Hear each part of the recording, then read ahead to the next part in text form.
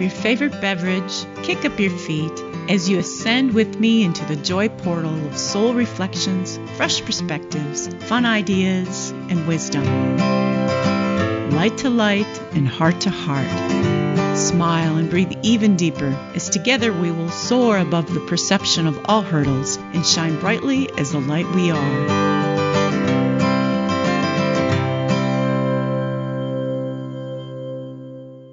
Namaste and welcome to Light, Laughter, and Lattes. My name is Geri Habstritt. I'm a medical intuitive, a Vesa quantum healer, Self-Ascension intuitive counselor, and your friend and soul connection for the next hour. So welcome everyone to this week's show of Light, Laughter, and Lattes. Hope you're all doing well during this interesting period of time that we are all in, trying to make sense of a new world and a new way of being and how we go about our days in a little bit different way. And hope you're all finding a little bit of laughter, a little bit of joy, a little bit of exercise, and, using this time to take care of yourselves in a new way than you have before. These are all things that I am certainly doing. Today, I would like to introduce Livia Kohn. She's been on my show before. She's a professor emerita of Daoism and an author and editor of over 50 books on Daoism. And she just has her most recent book out called The Zhong-Lü System of Internal Alchemy. And this so caught my attention because, of course, as a medical intuitive, what I do is track the emotions and flow of stuck energy in the body. And these emotions and energy that are stuck cause dis-ease. The medical world would say that stress causes dis-ease. And so what these energy congestions are is congestions of stress. So I track which stresses are affecting the body and the organs in which way and helping people to release them. So this is, I'm curious what Livia has to say about the Zhong-Lü system of internal alchemy. And I think it is going to be interesting for all of us. So welcome, Livia. Welcome. Yeah, thank you. I'm very happy to be here. So tell me, you're in Florida, right? Yes. So let's first address the obvious. How are things in Florida with this time, and how are you getting along with this time out we've all been giving, this little reset and time out? Well, we're on the west coast of Florida, on a peninsula called Pinellas County, which is near Tampa, and it has about 1 million people, but it's fairly green. It's very spacious, so we don't have the urban kind of congestion, and we do have beaches and a lot of parks and really, really fabulous bike trails. So like everywhere else where they have like a safer at home directive where, you're supposed to be at home most of the time, but they do allow you to go exercise and they do allow you to go get groceries and any other, major things you need. And so a lot of people are out there, especially in the early morning when it's still relatively cool. Our midday temperatures are in the mid-80s, but it's about 70 in the morning. So people go out and they walk, either themselves and their dog. And they bike. The bike trails are quite busy. People play tennis and pickleball and other things like this. And the beaches are closed because they don't want people to congregate on the beaches. But any kind of paved area around the beaches, there's some bike trails near the beaches, and there's some fishing piers. Those are open. And also right at the water's edge, you can still walk because the county only has control over the beach part. It doesn't have control over the actual shoreline, which is state-run. And the state hasn't closed that. So we go to the beach every evening, watch the sunset, and there's just a few people. And beaches are open spaces, so you can stay away. And it's very nice. So, we miss our regular activities. We miss our social life. But yes, we're staying home and keeping ourselves busy online and with some talks on the phone and things. So So yeah, I guess it's not bad as places go to be stuck for a while in this kind of situation. Are you finding new ways to nourish yourself that you maybe weren't able to before? Yes, you do have. I find my relationship to time is really changing. I mean, it used to be, it's like, oh, I better make this, I may, rush to get through this yellow light. And so, no, the light's yellow. That's fine. I can just wait. I got nothing but time. So, Well, and think about it. so people aren't rushing anymore. Or you're like in the supermarket, oh, I better get in line to get this. And it's like, oh, you go ahead. I got so much time. Well, it's a whole different relationship, and you're starting to really enjoy the process more than the getting there. It's like I find that I'm shifting from goal oriented to being more process oriented, which is a very interesting shift. Yeah, well, and it almost feels like we all needed this on some level. I mean, Yeah, granted, every transformation is not fun and they always look ugly from the outside. But on some level, the world was moving really fast. And I think exactly. more people than not were moving so fast at such a rapid pace that they didn't even have time to think about how fast they were moving because they were caught up on the treadmill of it. And and it's like the world said, no, stop. Stop. You can't keep going on this way. Yeah. And then I'm sort of getting various emails and things from people. There was a qigong friend of mine sent over this connection to this intuitive healer in Australia, and he did like a 2-hour meditation release workshopy thing, and so I listened to that, and it was like a week ago or so, and it was very enjoyable, and I couldn't tell you what he said, but he sort of put me into this very nice mental space, and then he puts healing energy in your direction, and I just got another friend who's a Tai Chi master in Arizona, and he's doing something, so one of the things happening tonight. So you connect with people online in different ways that you never have had time for before. Right. Yeah, I'm finding myself making new connections too. And how about the skies? What's your air quality? Are you noticing a difference in the air quality in Florida because there's not as much, the planes aren't flying as much, people aren't driving as much? Not totally, because see on our peninsula we got the Gulf of Mexico on one side and Tampa Bay on the other, so we've got always a breeze and the air's always been pretty good.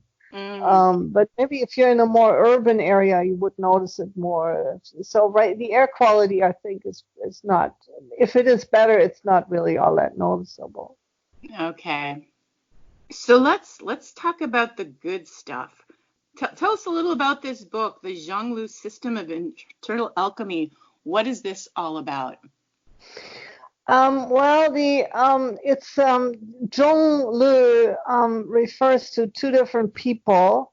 There's a character called Zhong-Li Quan, and the other character is Lu Dongbin, and those are two legendary immortals who are members of the very famous Eight Immortals in Chinese culture, and the Eight Immortals are as a group came together in like about the 1300s, and they're everywhere. They're very popular. They're sort of the happy-go-lucky, good energy, have a great kind of life type of immortals. And Zhong and Lu are the two senior people in this group.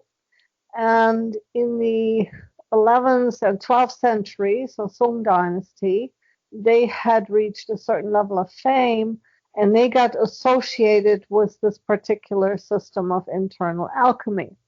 And there are two texts which are both translated in this book. One is called The Transmission of the Tao from Zhong to Lu. And it's in 18 chapters, and it's a cosmology and some practices and an outline of internal alchemy, fairly systematic. And then the other one is called the ultimate teachings of the numinous treasure, which is also in a dialogue form between Zhong and Lü, which is more practical oriented and talks more about specific stages and specific techniques. And what's important about this whole system is that these two texts, which, as I said, go back to the probably 12th century, are the earliest really comprehensive, systematic description of internal alchemy. And a lot of later schools, and including people who are practicing today, like the senior practitioners working in China and developing this technique, they all rely on these sources, on these texts.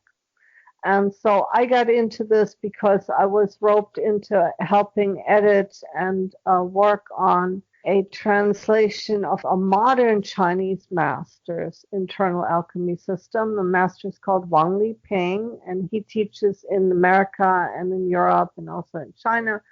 And he uses the system, not exclusively, but to quite a significant degree. And every time he would refer to it, it's like, I really want to know what's going on in this original. What's he referring to here?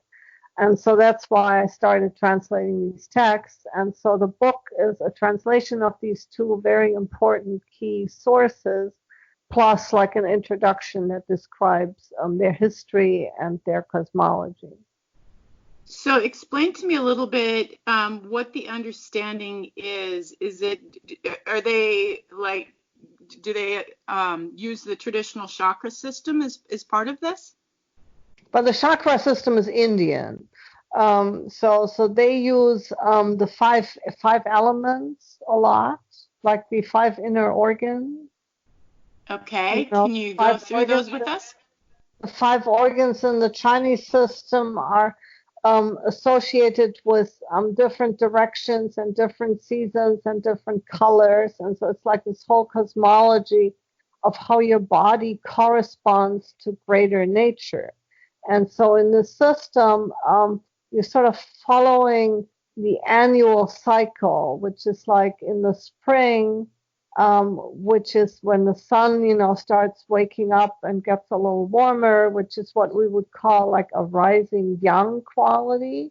That's associated with the color green, which makes a lot of sense because it's like green in the spring, the trees are coming out. And it's also associated with the direction of the east, which is where the sun rises. And in the body, that's the liver. And then you go on from there to the summer, which is associated with the color red and the geographical direction of the south. And in the body, it's the organ of the heart. And then they have like a 5th section in there because there's 4 seasons and 4 directions, but 5 of these phases or elements. And so the 5th element is earth, and it's sort of late summer, early fall, like what we might call Indian summer. And the color is yellow, and the direction is the center. And the organ in the body is like right smack in the middle of the torso is the spleen and the stomach. And then we got 2 more, which are more on the yin side of things. There's like a more gentler version of yin, which corresponds to the fall and to the direction of the west. And the color is associated with white or a silvery color, which has to do with like, and the phase is metal, which has to do with like the cutting of the grain in the fall. And in the body, that's associated with the lungs. And then the last one is winter, which is associated with the direction of the north. And the color is like a black or very deep dark blue. And that's associated with the kidneys in the body. And so in internal alchemy, you become very aware of your 5 organs in this cosmological relation.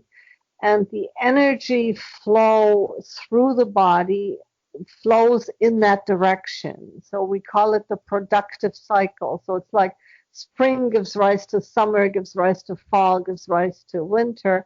And so just like the season keep progressing, so in the body the energy flows from one organ to the next, and you intentionally and consciously move energy through these organs in order to make sure they're very smooth and very harmonious, and that gives you increased health, and it's also the basis for more advanced cultivation.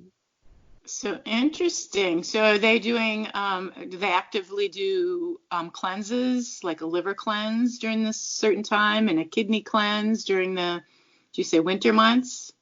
Yes, you would. You would have. The Taoist tradition has specific foods and specific herbs that are associated with these directions and with those seasons and with the organs. And you're supposed to support the organs in their relevant seasons. And then also, as you may be aware, they also put the same cycle on the daily cycle. So certain organs are active during certain times of day. So like the winter solstice is like on a daily level, on an annual level would be on the daily level would match like midnight. And so you're also working on a daily cycle. You can practice in the course of a day to activate certain organs, as you also would in the course of a year. So you do both. Oh, okay. Wow, interesting. So what are we in right now? We would be spring or headed into spring. Okay. Yeah. And that color is green, right? That's right. And so liver, right? Yeah. Yes. Okay. So what is something people could do right now in the spring that would be, following this tradition for assisting the liver? What foods would you be eating? Go ahead. Well, you would use a lot of green. I mean, anything that's associated with the color green and the kind of freshness. So you would want like leafy things, like spinach and fresh green things, and then anything obviously that's in season in your area. So again, it differs from place to place. But you would want really to emphasize the freshness of things. And so, leafy things, green things, fresh kind of things would be very helpful. So green drinks and green smoothies and juicing greens right now would be perfect for us. Yeah. Good for the liver and for spring. Yeah. Okay.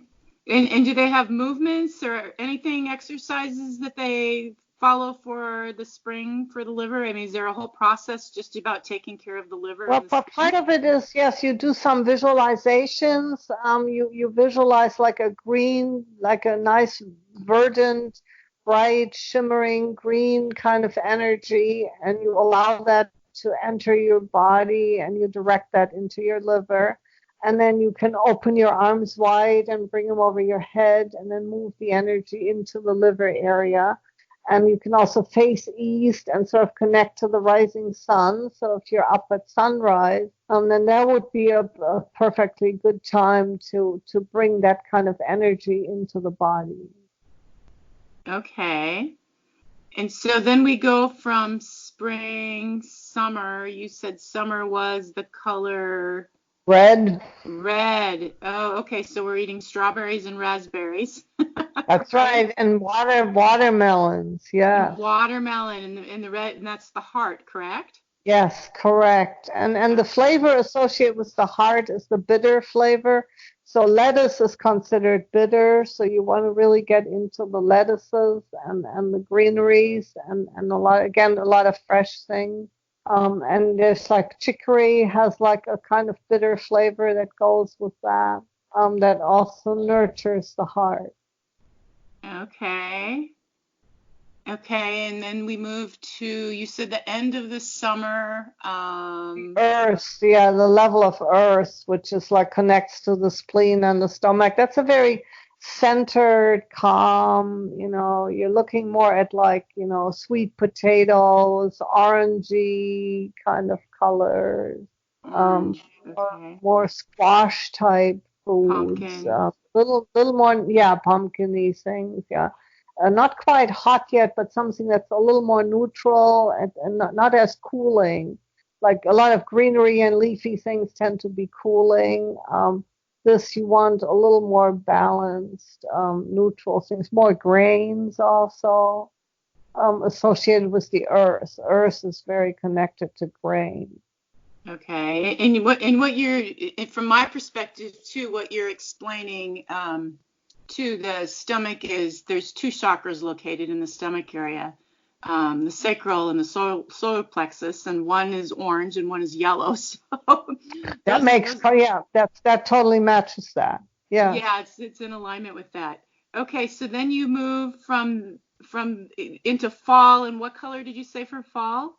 Fall is white or silvery. White. Okay. Yeah, so in the Chinese system, it's associated with the element of metal, whereas the summer is associated with the element of fire, and the spring was associated with wood. So it's wood, fire, and then earth, and then metal, and then winter is associated with water.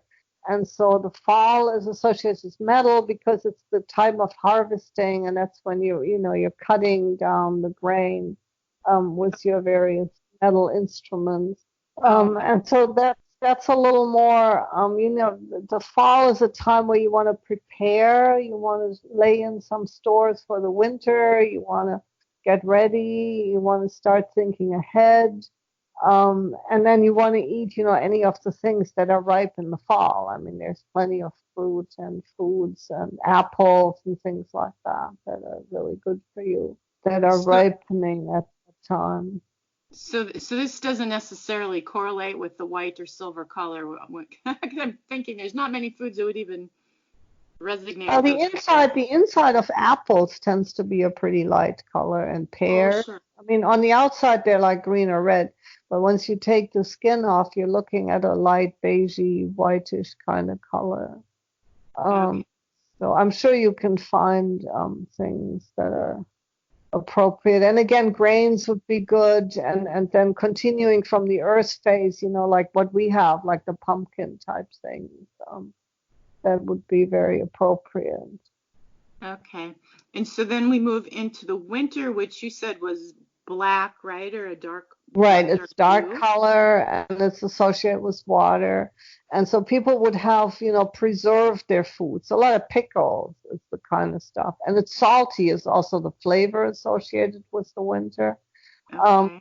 So you would go to the things that you've preserved in the course of the year to eat those, because you don't have that many things that are actually, there are a few things like maybe potatoes.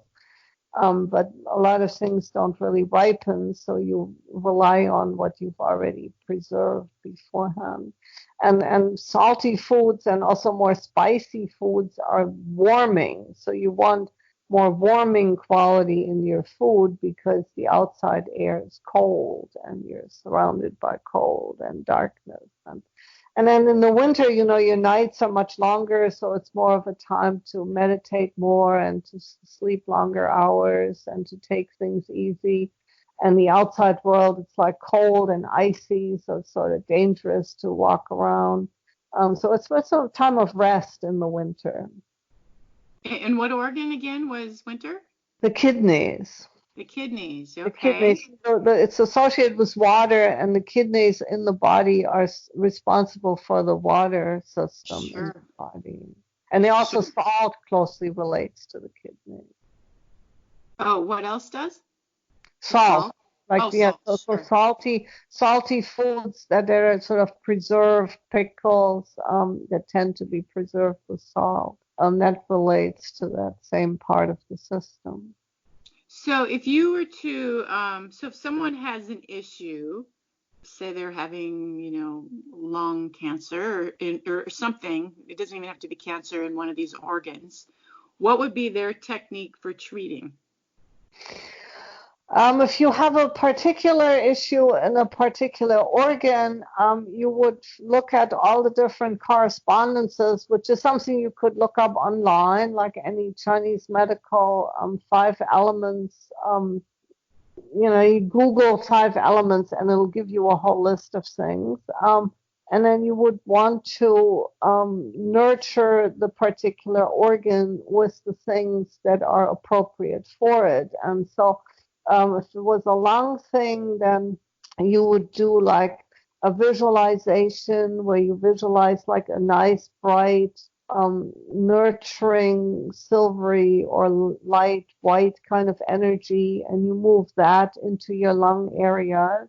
And then you'd also the flavor of the lungs is spicy, so you would sort of eat a little more spicy foods. And there's a connection in the Chinese system between the large intestines and the lungs, and so a lot of lung issues in the Chinese thinking come from the inability of the large intestine to digest all kinds of things properly. And if you add some spice to your meat, to your meals, like some peppers, then that sort of burns through that large intestine, and it activates your digestive system, and it gets rid of some of the gunk that's accumulated in the large intestine, and then that opens the lungs up. So there's that connection between lungs and large intestine. And which is why the flavor of the lungs is spicy. And so you would want like some peppers in your diet. And then you'd look at some of the other things. There are exercises for this where, you stretch out the lung meridian runs through the arms, like the inside of the arms, like to the lung meridian, to the thumb.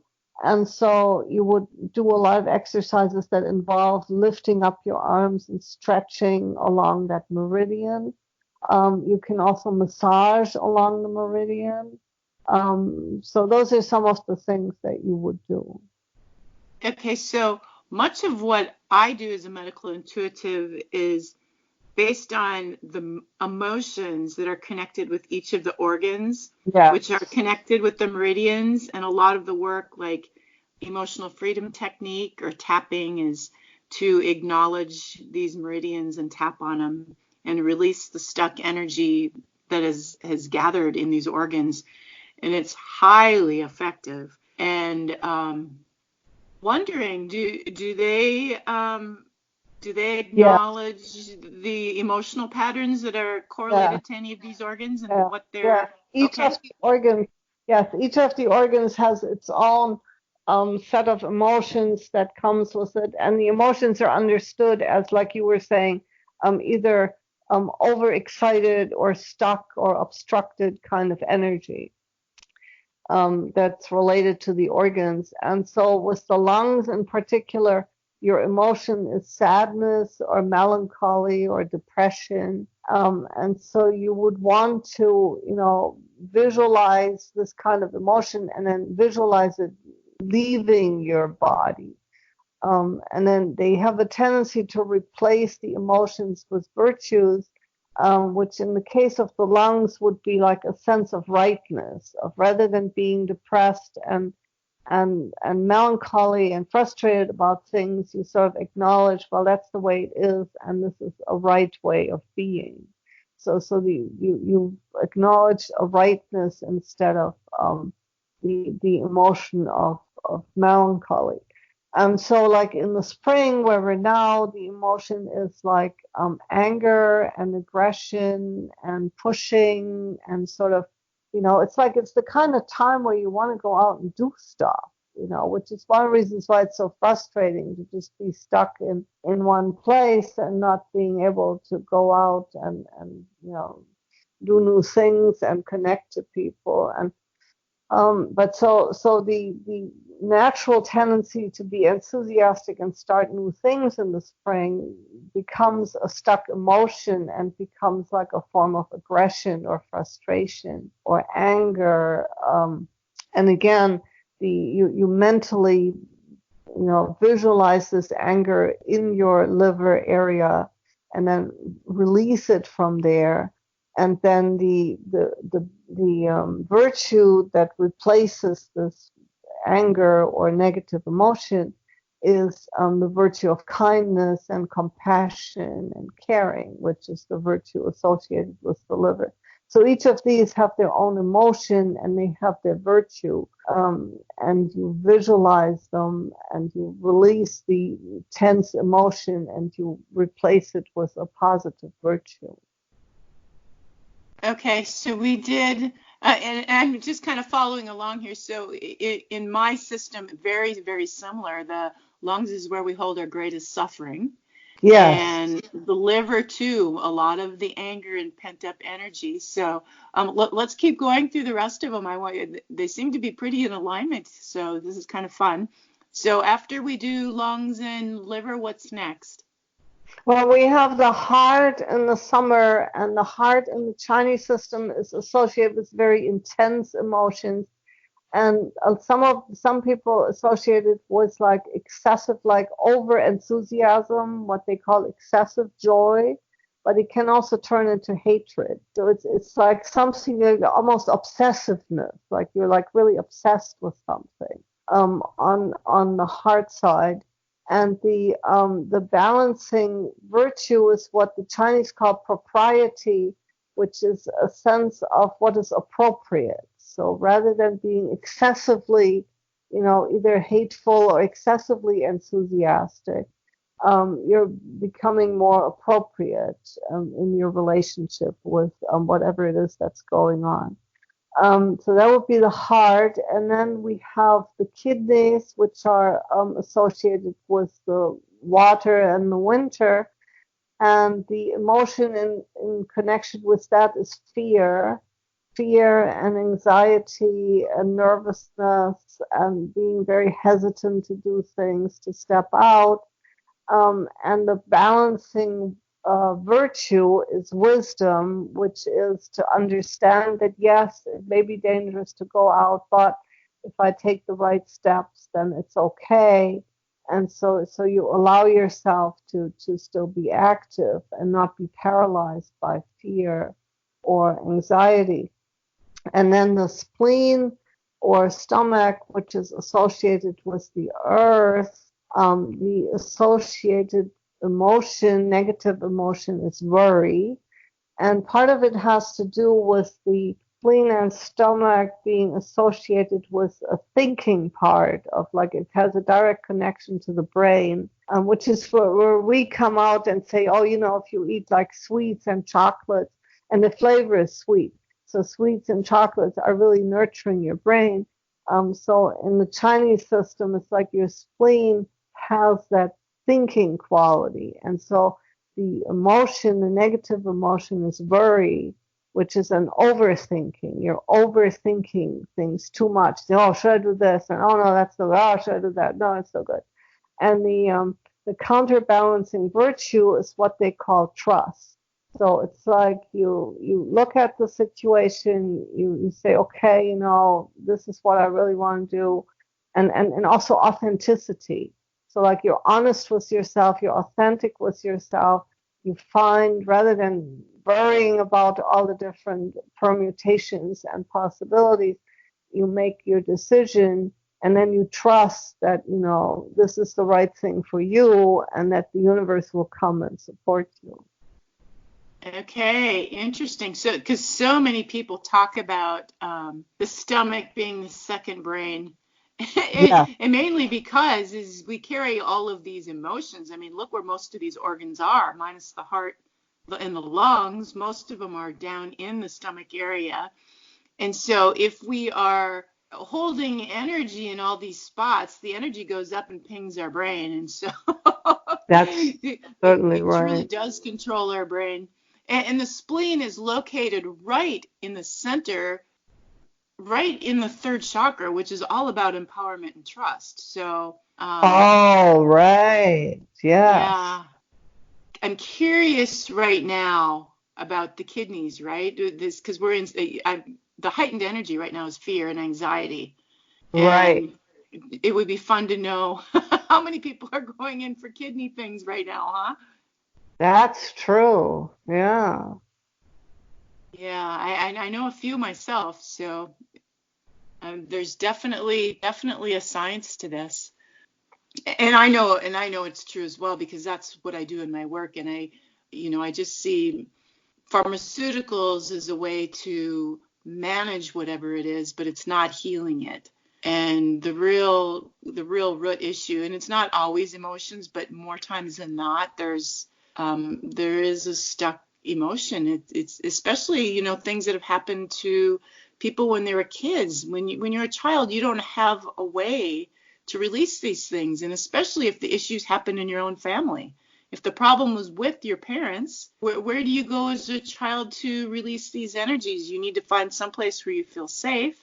And if it's not in your own home, where do you go? So you tend to hang on to it into your adult years until, and then you put it off and resist it and stay busy and do whatever you can to avoid it until finally you can't avoid it anymore. And you find somebody that you feel safe with to let it go, or you let it develop into or mastize into something, which right. which it'll do, because all energy needs to be expressed. So if it doesn't get released, it's going to express in some manner. Energy moves, right. The moment you stop it from moving, it's difficult. Yeah. But you're right. Being as a child, where can you go? What can you do? It's very, very, very hard. Yeah. Sure. Well, children don't have the resources. They don't know what to do with it. They, and they hold it in, and that's all they can do is hold it in. But so eventually, this is such an important science, and hopefully we'll see the day soon where it's recognized more for what it is than the pharmaceuticals, because it really is. I believe it's the key to healing. So I know, yeah. No, pharmaceuticals, they can alleviate to a certain degree, and they can open certain pathways, and there's some things they can do, but it's on the deeper level, you really need to confront the ground, the base issues. Yeah. Well, and we're given that opportunity right now, right? We're literally got sent home. It's like we've all been sent home to look at our stuff.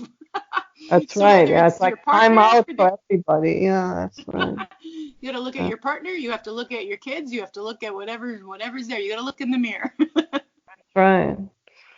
Yeah. So, although some people, even though they're home, they're still very busy. I like, people who are in the educational system. They switched a lot of stuff online, and they were sort of ready for it because they'd already done a lot of online stuff. So they're just expanding it. And so I've got quite a few people who are, either at college or high school or some other school kind of level, and they had like a bit of a break there, but now they're like really busy because all the classes are online, and so it's quite active.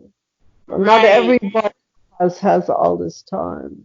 True. So true. Yeah, I know people who are school teachers, and they're actually busier now than they are when they go to class. So right, exactly, and especially it's a whole adjustment thing. And especially the students, it's maybe not as bad when the kids are still home, but the college students are having a really hard time. The whole college experience is all about peers. It's all about doing stuff with your friends. It's like connecting to people. And now it's like, I'm in this strange place. I'm isolated. And, they're having such a hard time. I know. And I'm trying to imagine some of these young kids, too. First and second grade and third grade, how are they sitting in front of their computers all day long doing their lessons? I substitute teach. They have a hard time sitting still for 10 minutes. Exactly. No, they have to go outside and go to playgrounds and go around the block and do some physical things. Yeah. So tell me, let's go back to the book a little bit. What else do you find fascinating or important to share? The system it's very interesting in that it does integrate all kinds of different aspects. So we talked about like the 5 phases or 5 elements and the inner organs. And then it integrates other kinds of meditation things, and then it works with like raising fire inside the body to sort of burn through all kinds of like ego-related patterns. So it's a it's a consciousness raising system where you become aware of certain patterns that don't serve you well. And then it's like, it's a lot of it is visualization.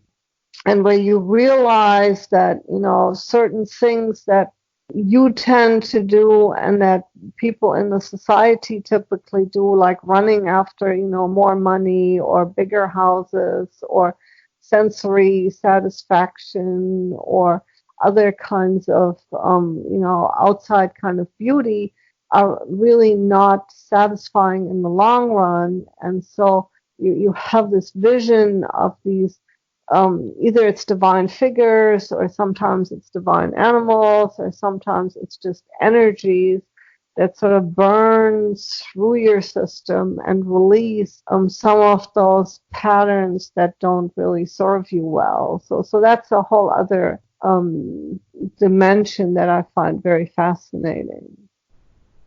I think it would be of value for you to share your story that you shared with me before I pushed the record button.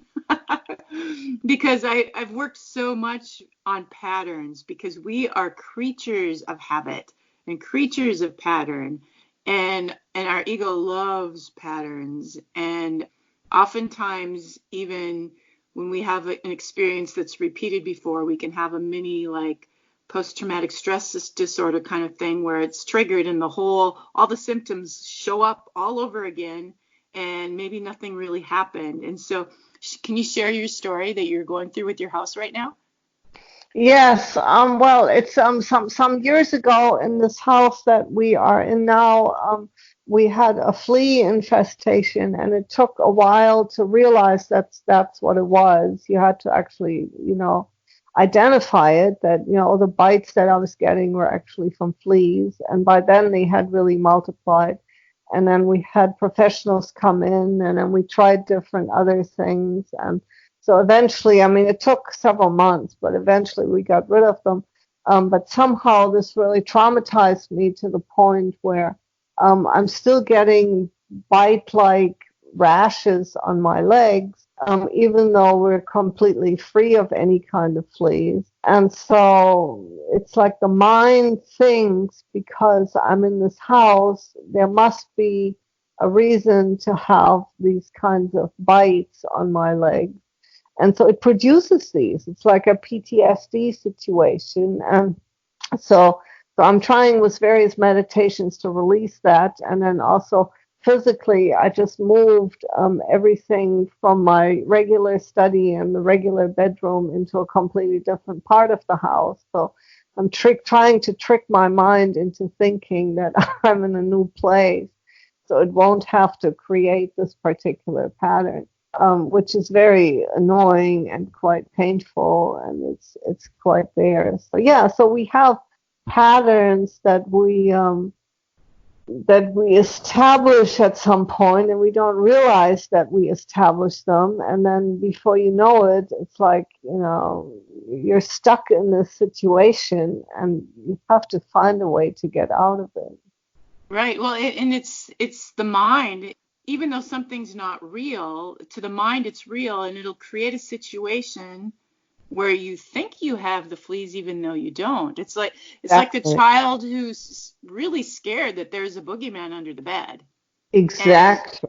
And it's a real fear, and it'll produce all the symptoms in the body, and the little child can get out, look under the bed, and there's no boogeyman, but it's very real. Right. Yeah, it is. It is totally real. Yeah. And it's just really a lot of, majority of what's going on right now is the fear. Yes. Most people, the fear is worse than the virus. Yeah. Yeah. Absolutely. Yeah. And I think the fear is actually compounding the situation, because as more people are in fear, we're creating more of it, and we're multiplying it, and we're Yes. I have a number of my friends who have all kinds of, like this one friend of mine, they had like a fever over the weekend, and this other friend of mine last week, she had this whole respiratory thing. And it's like, they've never been in contact with anybody that could possibly give them, they don't have the virus, they definitely don't, but they're still creating symptoms as if they did. And it's totally fear. I mean, it's like every time you listen to news, it's like, what are the symptoms? And it's like, oh, have some of these. It's like this invitation to create, a kind of ailment for yourself, even though there's really no need for it. So yeah, the fear is absolutely really bad. Okay, well, we have about 5 minutes or so, five-ish minutes probably. Is there anything more you'd like to share regarding the book? Um, the book is more. It's a lot of it is a historical study, so it also asks about like where does this come from, and it places it into like the whole social setting of the Song dynasty. It looks at some of the legends associated with those major immortals, and then it connects like the cosmology and the practices that are described in this particular system with earlier patterns. So a lot of it is like, it goes into more where does this come from and how does it relate to Taoist philosophy and how does it relate to other kinds of forms of Taoism. So there's a very strong practical element in there, but it's a historical study. So that's important to understand. Okay, and how about for this time right now? So for a lot of people who might be experiencing the fear and the anxiety and the kidney stuff, what might be a meditation or a recommendation or something to boost the kidneys right now or support them around that? Do you have any ideas of what the Taoists would do or say around this? Yeah, usually if you're associating with the fear and the kidneys, and especially we're in the springtime, which is like right after the kidneys were dominant, so there's like a certain remnant of kidney energy still present in the spring, from winter. So you do what we do with all the other organs. You sort of visualize your kidneys, your organs in this particular color, and you connect it to like positive cosmic energy, which in this case would be part of the direction of the north. And then you sort of release this tension and fear and anxiety from that kidney area, and you invite wisdom, so like a deeper level of understanding. So you invite yourself to not just listen to and read the fear inspiring stuff, but also the more analytical research, and the fact that these epidemics, they come and then they last for a while and then they pass, and if you take the proper precautions, you should be pretty okay. And even among people who catch the thing, 85% have only very mild symptoms. So um, the likelihood is most people are going to be just fine, and the economy will recover once people can go back to work. So you sort of allow yourself to be aware of the fear and aware of the impact it has on your system, but then you also visualize it releasing from your kidney area, and to bring wisdom and a more long-term perspective and a more relaxed kind of understanding into your mind and into your body. What I find helpful is I don't watch the news. I disconnect from any of the fear-related things, so that's not even part of my experience. And I disconnect from any of the fear-related emails, any of that I get. I don't let that, pollute my consciousness. I will look up maybe a few key things, like I probably do need to know when I go out into the world, if there's any rules around what time I can go out or where I can go, those kind of things. So I find out the rules that I need for me getting around and going where I need to go. But then I'm doing a lot of connecting with, there's a few YouTube stations with the good news. I got one this morning and it was all about the good news that's going on. And people are sending videos and articles and photographs of all the healthcare workers, how they're gathering together and how people in different countries are, flashing their lights and pounding the pans and honking their horns and gathering around places to celebrate some of the healthcare workers. And it's great to see on another level the humor that some people are bringing in. I had one video passed on to me of some people in Poland. It was a couple of police officers that stood outside of an apartment where everyone was inside in isolation, and they turned the music on their car and had the doors wide open, and they were like doing a dance to the Macarena or something like that. Oh, nice. Yeah. And so there's a lot of people like, okay, this is how it is. This is going to be. We might as well make the best of it. And they're doing humorous things, and they showed videos of people who had anniversaries, but the husband and wife were separated, and they could go to the nursing home but talk to him through the window. And so, right. There's a lot of that where there's people coming together in different ways. There's musicians having home concerts and they're putting them online. And, I've been watching Melissa Etheridge now for days. She's been doing live concerts right in her living room, and you could send her a message on Facebook and request a song if you want. When could we ever do things like that? That's true. That's great. Yeah. So if I find if I really keep myself in a positive direction, you could really do some good internal work right now if you use this time. That's right. Yes. It's a great opportunity to do some internal work. So do you have any, what are you doing to nourish yourself right now? Anything different than you were doing before? Well, I can't go to the gym anymore because they closed it, and so I have to do my yoga practice by myself, which is very nice. And I experiment with different audio tracks to do my different postures. There are a couple of Qigong forms I like, and then we go out in the mornings when it's cool enough. We go biking. We did some really, really nice bike trips. We usually go for about 2 hours, hour and a half to 2 hours, and there's some nice trails. So there's all kinds of, you just make sure you do some spiritual practice, some meditation, and some stretching, and some active things, so your body doesn't get all stiff and tight and stagnant. Exactly. I mean, it's important to be able to move. Keep the energy moving. Yeah. Yeah. You want to make sure you keep moving. And it's we all miss our friends and our social life, but what can you do? And then we have some very nice meals. So you want to make sure you nurture yourself with, you can still go grocery shopping. So you can, and there's nothing much else you can spend your money on right now. So you might as well get some nice food and spend some time really nurture yourself with good quality food. So I got the sign yesterday. I went to go get some spices because I'm making some things as well. And the spice rack was almost completely empty. And that made me laugh, too, because you expect the toilet paper. And I'm like, good. I'm glad the spices are empty. People are at home really cooking. That's right. Yeah, it's only so much takeout you can still get. Yeah. Yeah, people are adding a little spice to their life in another way. Yeah.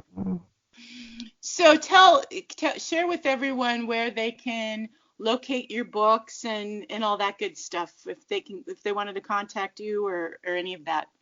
Oh yes, the publishing. I run this publishing company that specializes on books on Daoism, and it's called 3 Pines Press. That's like the number 3, and then pines as the pine tree, and press. It's all one word. 3pinespress.com. And the new book right now, it's we're hoping to ship it by the end of April. Shipping is still okay, but it's a little iffy depending on the place. So the book will be ready for shipping in another couple of, maybe 3 weeks. But you have like a special pre-publication discount on the website. And there are all kinds of other good books there. We got books on Tai Chi. We got books on Taoist practices. We got books on Taoist meditation, other books on internal alchemy. So there's some good things there. That's 3pointspress.com.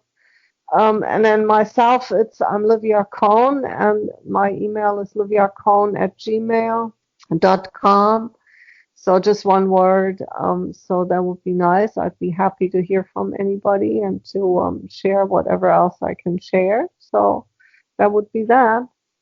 Okay, lovely. Thank you so much, Livia. This was great fun. I hope you have a great week, and thank you everyone for listening to Light, Laughter, and Lattes. Have a great week, and I will talk with you all again next week. Namaste. Namaste.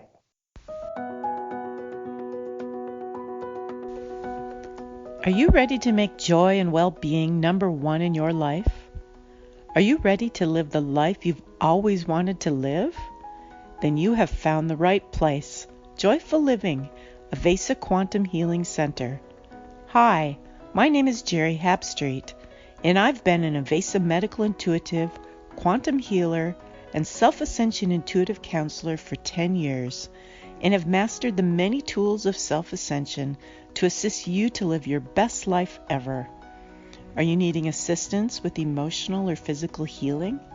How about a medical intuitive scan, EFT, or an Vesa chakra balance? Do you have repetitive issues that keep reappearing time after time? How about a cosmic life regression session? Are you wondering what your unique gifts are and wanting some deeper insight on your life? Or maybe you are getting ready to make some big decisions and you want guidance. How about an ascended numerology reading? Maybe you are unsure what you need.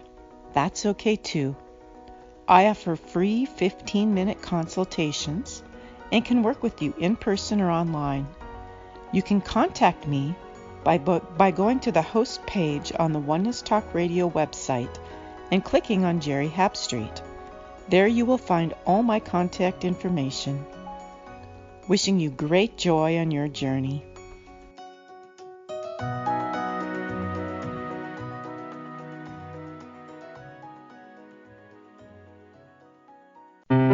Oneness Talk Radio. Hip, fresh, and fun. Discover your positivity portal 24/7 and experience unique talk radio from around the planet, perfectly mixed with music that enchants your soul. At a moment where everyone is being challenged to stay awake and release fear, OnenessTalkRadio.com is here to remind us all of our divine mastery. Imagine the activating power of intentional oneness and universal healing available at any time. With shows in multiple languages and formats, relax and explore. Our commitment to uplifting music from superstars and fresh talent, combined with your favorite shows, will inspire you to stay all day and soak in the gift of connection. Once you experience our signature oneness moment, in only 3 to 5 minutes, your heart will expand as miracles unfold.